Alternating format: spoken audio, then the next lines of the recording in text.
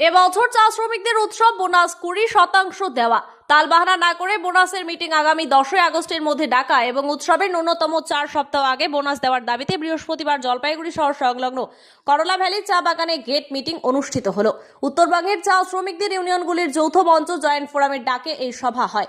গত বছর করলা ভ্যালি চা বাগানের শ্রমিকরা মাত্র 16% বোনাস পেয়েছিলেন। বৃহস্পতিবার থেকে শুরু হয়ে 3 দিন ধরে উত্তরবঙ্গের সমস্ত চা বাগানে বোনাস মিটিং 10ই আগস্টের মধ্যে ডাকার দাবিতে গেট মিটিং অনুষ্ঠিত হবে।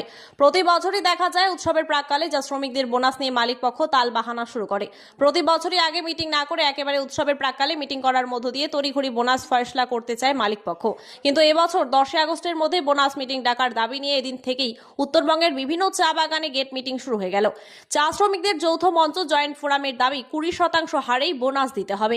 এছাড়াও করলা ভ্যালি চা বাগানের শ্রমিকদের ছাতা, ট্রিপল জ্বালানি ঘর রিপেয়ারিং এর টাকা দ্রুত দেওয়ার দাবি উঠে আসে গেট মিটিং এ।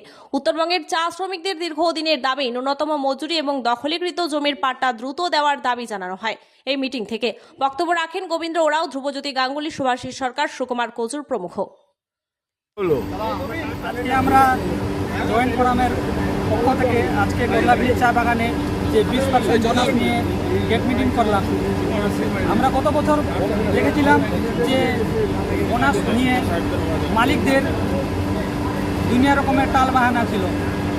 তো আমরা ওইসব টাল বাহানা মানব না, যে আমাদের শ্রমিকদের যে দাবি 20% বোনাস সেটা খুব তাড়াতাড়ি দিতে হবে এবং যে বোনাসের যে মিটিং সেটা খুব দ্রুত ডাকতে হবে। এটাই আমাদের দাবি এবং 20% বোনাস আমাদের দাবি। কি বললো ম্যানেজার?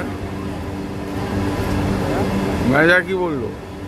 ম্যানেজার বলছে যে 7 দিন সময় দিচ্ছে ম্যানেজার, তারপরে ম্যানেজার আমাদের আবার ডাকবে। আপনার নাম? আমার নাম হচ্ছে গোবিন্দ রাও, চা বাগান মজদুরি ইউনিয়নের সেক্রেটারি।